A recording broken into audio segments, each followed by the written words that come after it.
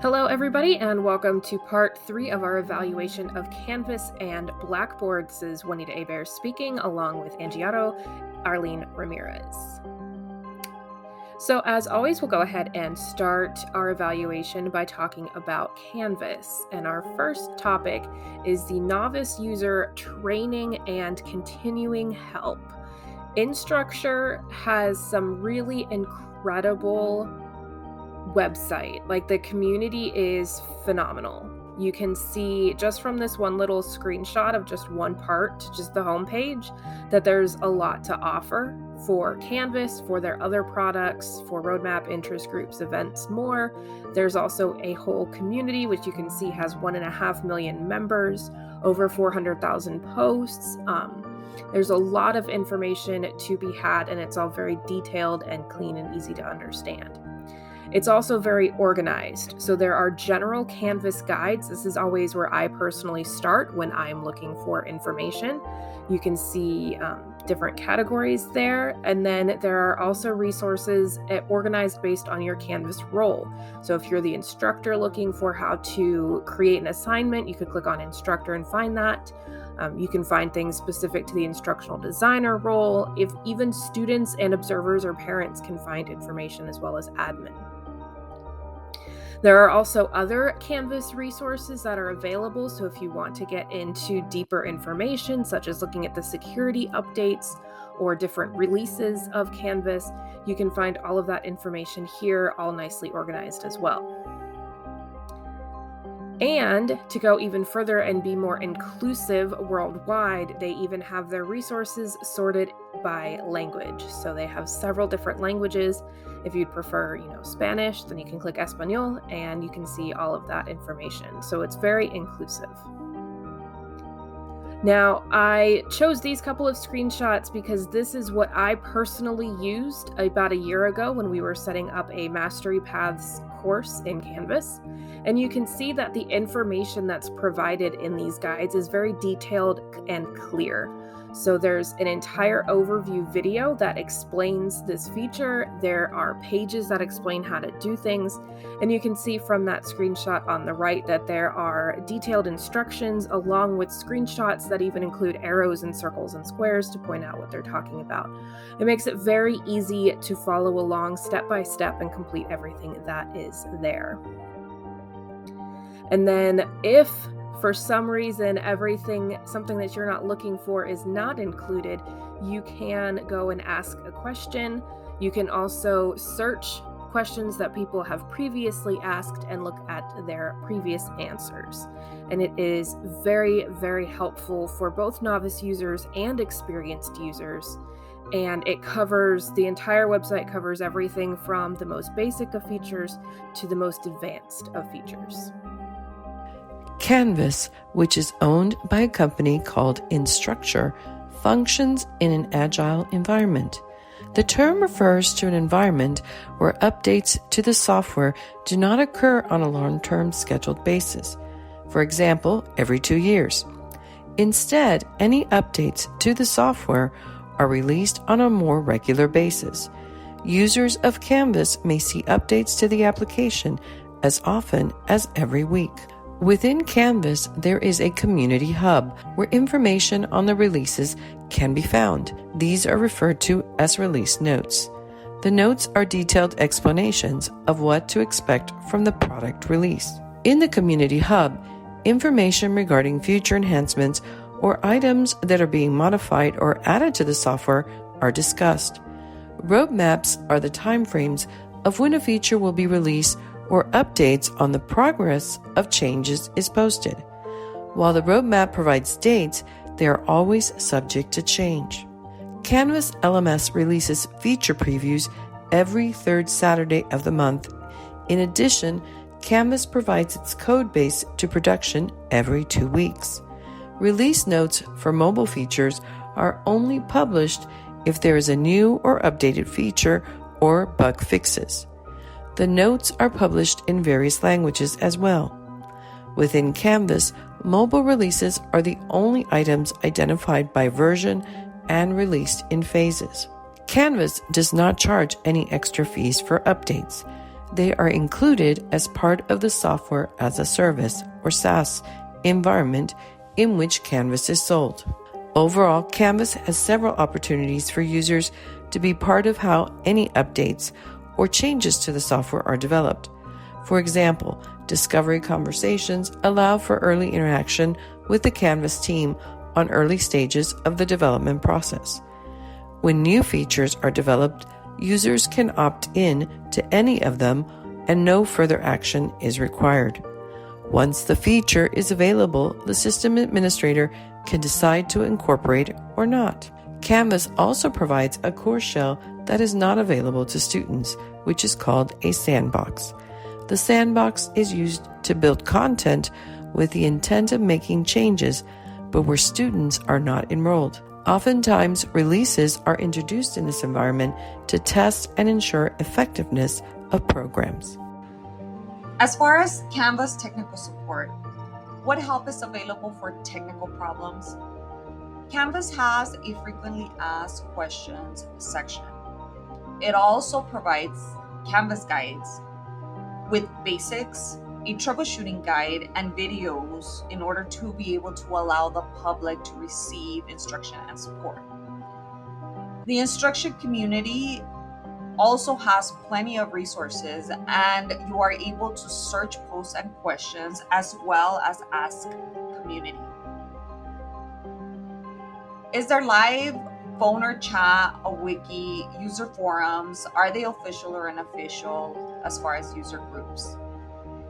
Canvas is able to provide 24/7 support.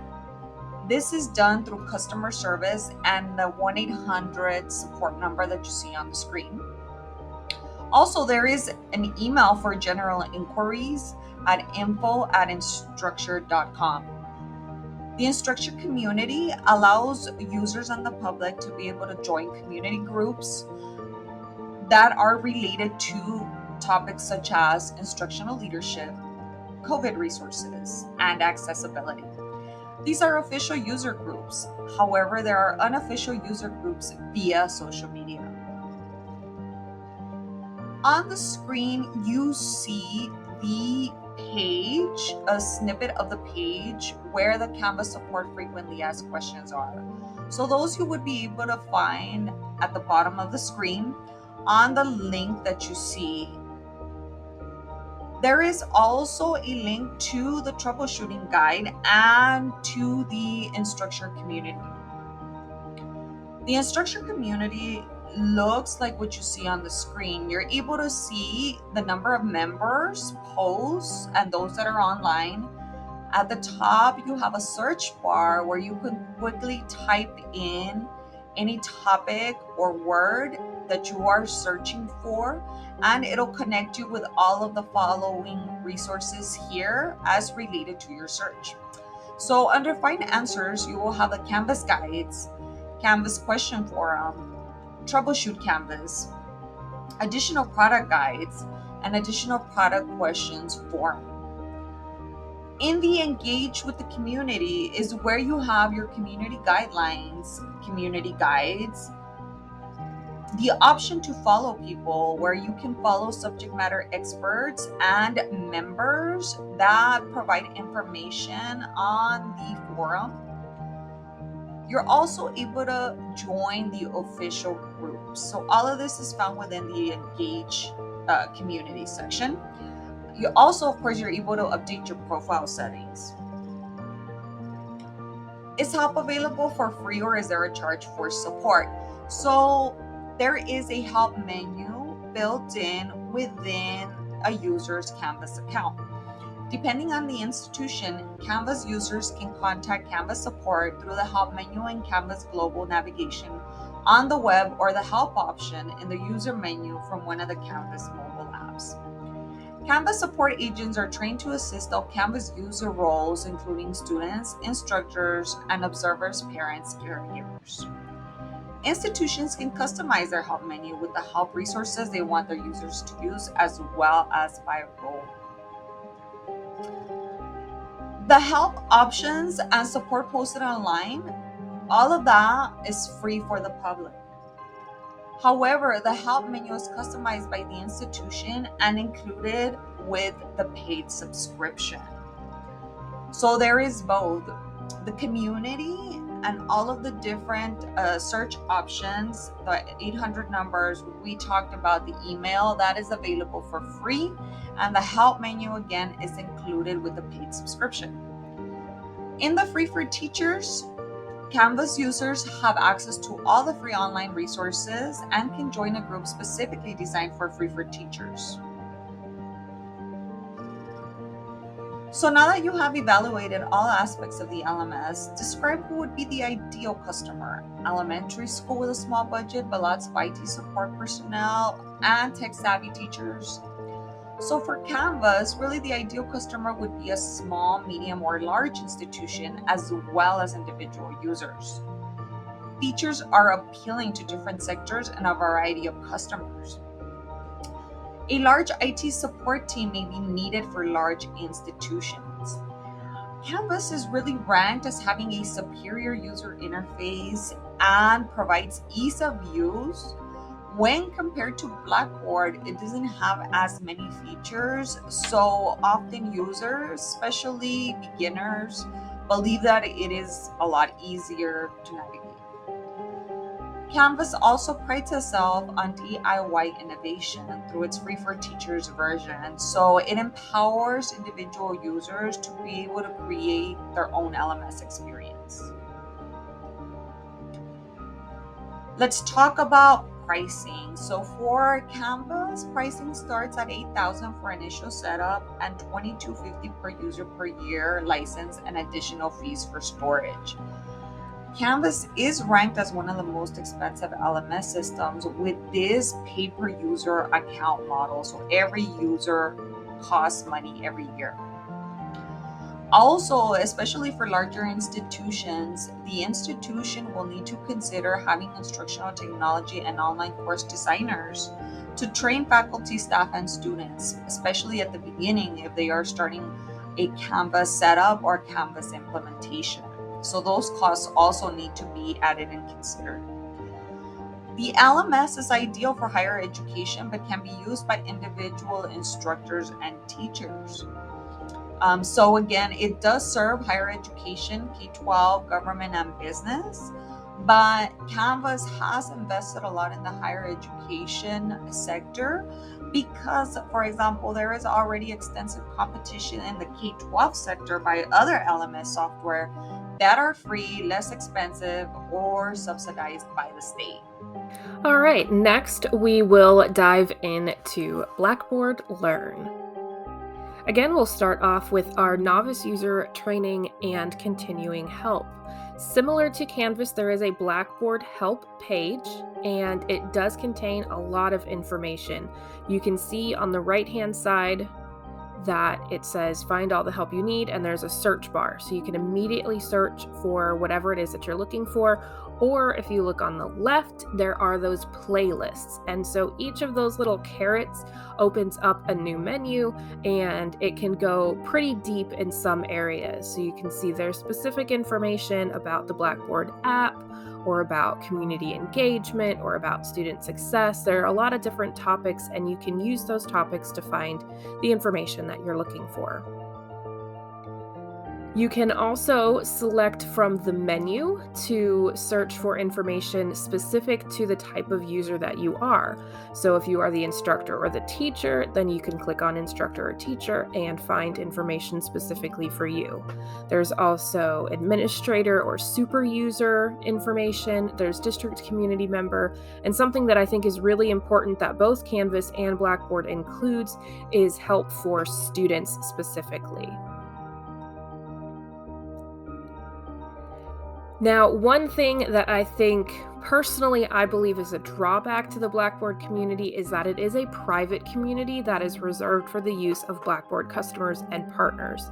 And in fact, in order to even see anything within the community, you have to fill out a form and join, and you have to log in with an official institution or organizational email address that I'm assuming, it doesn't say here, but I'm assuming needs to be an institution that has purchased Blackboard. Now, because I did not join this community community. I don't have any screenshots further, and I chose to leave it that way because I feel that's a huge drawback to the Blackboard community. The Canvas community was all completely open, and I was able to view all of the information without logging into anything, whereas Blackboard puts a lot of their information behind a login screen. Updating Blackboard requires downloading the files necessary and then installing these in the software.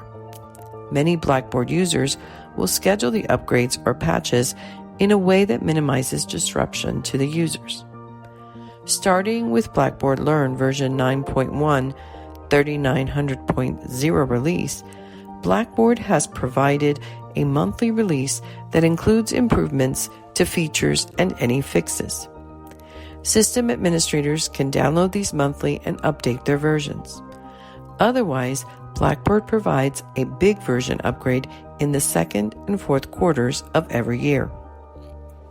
If Blackboard Learn is managed using a software as a service or SaaS development framework, then all the updates are done automatically, minimizing the downtime and service interruption to users.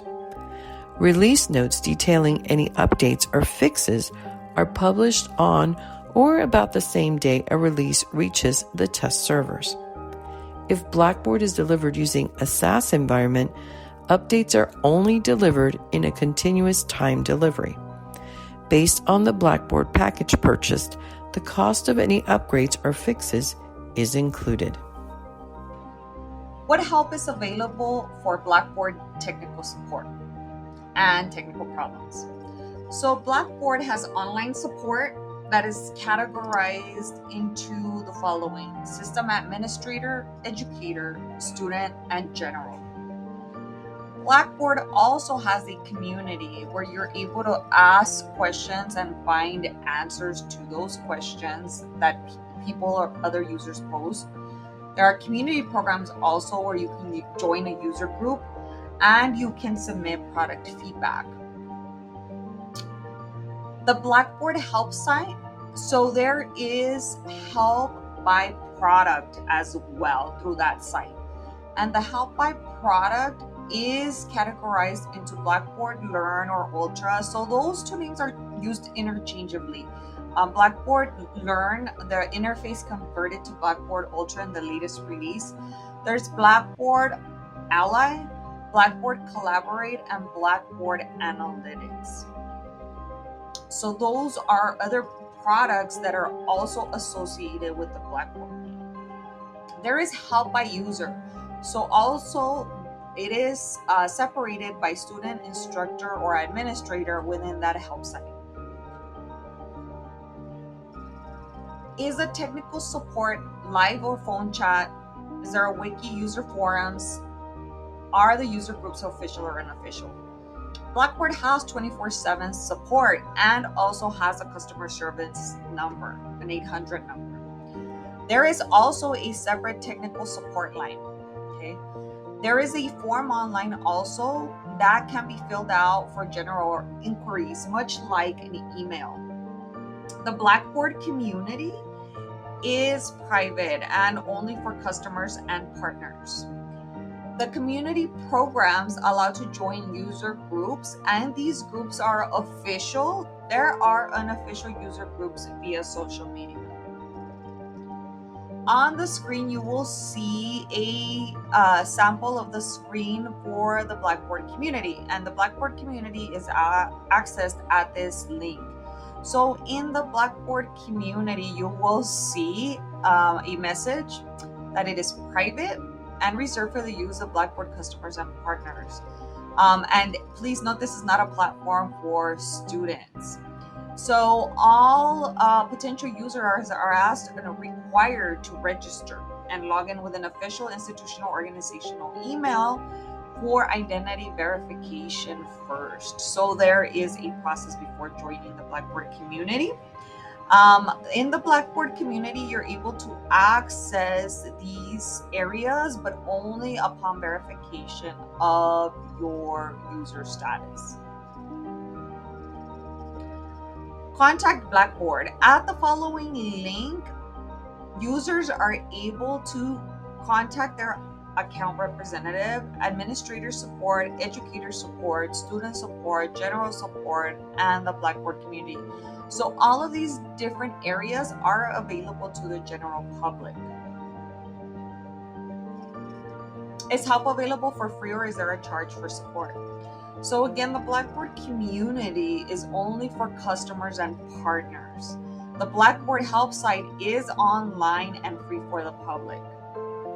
There is an institution page that can be customized by the institution and included with the page subscription. This can be reached from the base navigation menu.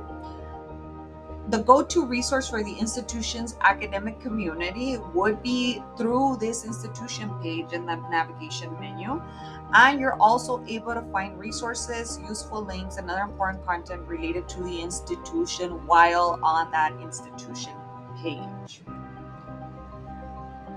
Now that you have evaluated all aspects of the LMS, describe who would be the ideal customer. The elementary school with a small budget but lots of IT support people and tech-savvy teachers.